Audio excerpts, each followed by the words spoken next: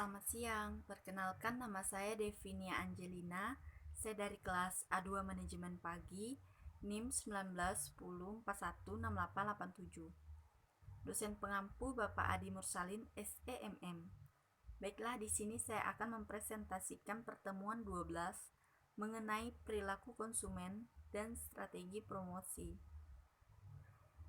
Yang pertama, kita akan membahas strategi promosi yang mencakup 3 hal, yaitu yang pertama, lingkungan promosi adalah kekacauan tingkat persaingan.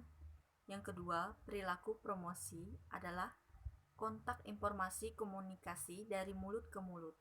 Dan yang ketiga, afeksi dan kognisi promosi adalah sikap terhadap iklan proses mempengaruhi.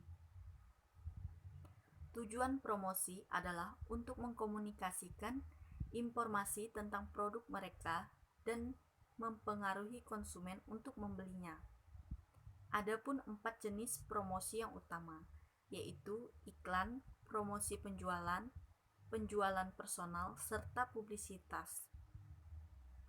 Yang pertama ada iklan atau advertising, adalah penyajian informasi non-personal tentang suatu produk, merek, perusahaan, atau toko yang dilakukan dengan bayaran tertentu.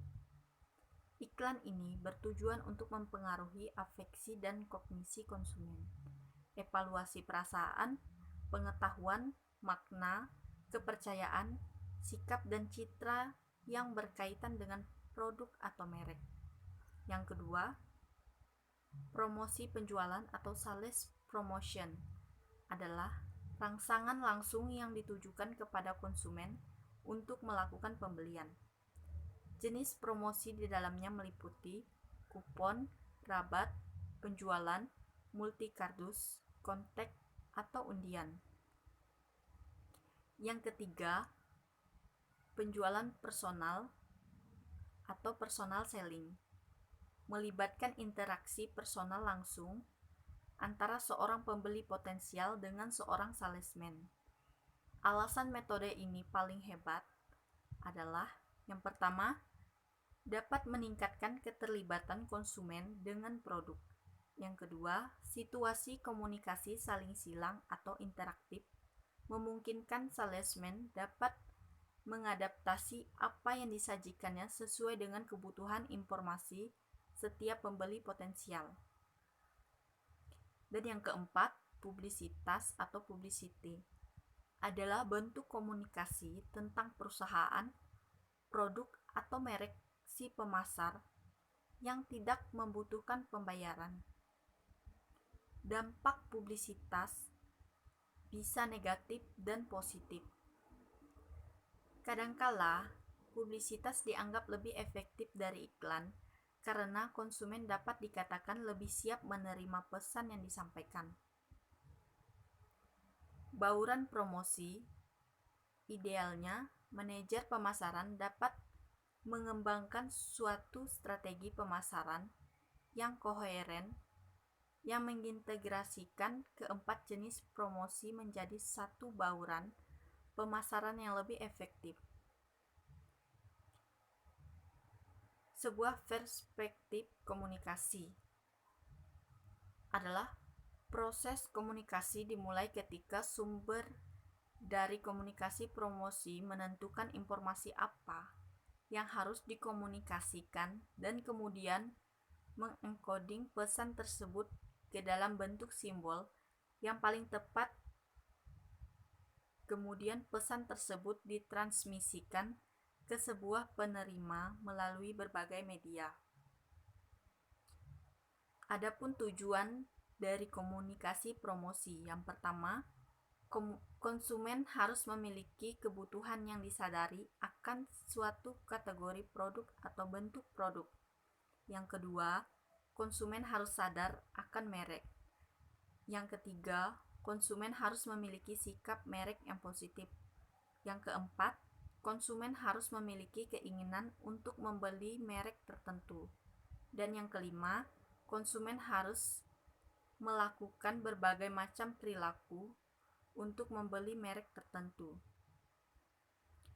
Keinginan membeli merek dan memfasilitasi perilaku lainnya. Contohnya, membeli merek tertentu pada toko dengan merek tersebut. Adapun model umum proses komunikasi untuk promosi. Umpan balik mencakup sumber, pesan, transmisi, penerima, serta tindakan. Agen dan perangsang yang relevan. Yang pertama, ada produsen, manajer promosi, agen periklanan, salesman, dan juru bicara. Yang kedua, periklanan, promosi penjualan, penjualan personal, dan publisitas. Selanjutnya, media mencakup TV, majalah, penawaran via pos, dan dalam toko. Di rumah mencakup telepon, artikel, dan surat kabar. Selanjutnya, konsumen. Tindakan atau keputusan kunci. Yang pertama, mengelola strategi promosi. Menganalisis hubungan konspro, menetapkan tujuan dan anggaran promosi, mendesain dan menerapkan strategi promosi, serta evaluasi strategi promosi. Yang kedua, pengencoding komunikasi promosi, yaitu mendesain produk untuk mengkomunikasikan makna yang tepat. Dan yang ketiga, mentransmisi komunikasi promosi, yaitu memilih media atau metode distribusi untuk mengekspos pesan promosi kepada pendengar yang tepat. Selanjutnya, tindakan atau keputusan kunci. Yang pertama, mengencoding komunikasi pemasaran, masuk ke dalam pesan, menerjemah promosi, mengintegrasikan makna untuk membentuk tindakan dan keinginan berperilaku. Yang kedua, mengambil tindakan, yaitu membeli produk, mengunjungi toko, dan komunikasi dari mulut ke mulut. Merangsang kebutuhan kategori, yaitu menyadari adanya kebutuhan atau sebuah kategori produk atau bentuk produk. Selanjutnya, kesadaran merek, yaitu saat kebutuhan muncul, merek akan diaktifkan dari keinginan dan menjadi pertimbangan. Dan yang terakhir, sikap merek, yaitu konsumen memiliki sikap tertentu terhadap merek. Sekian video presentasi saya ucapkan terima kasih.